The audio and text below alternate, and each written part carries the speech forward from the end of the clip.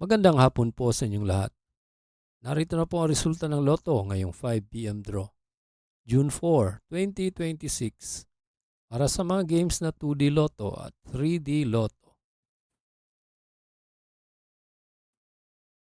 Para sa 2D Lotto, ito po ang mga winning numbers.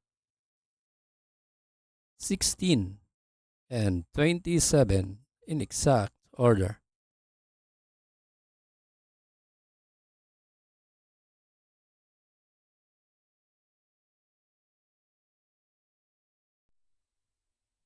Kung bago ka pa lang sa aking channel, pwede kang mag-like, share, at subscribe para updated kayo sa mga PCSO lottery results araw-araw. At para sa 3D Lotto, ito po ang mga winning numbers. 4, 5, and 4 in exact order.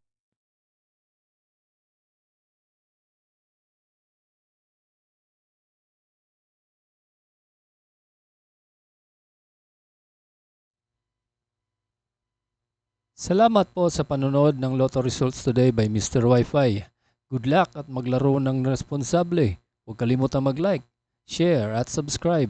Hanggang sa muli, paalam po sa inyong lahat.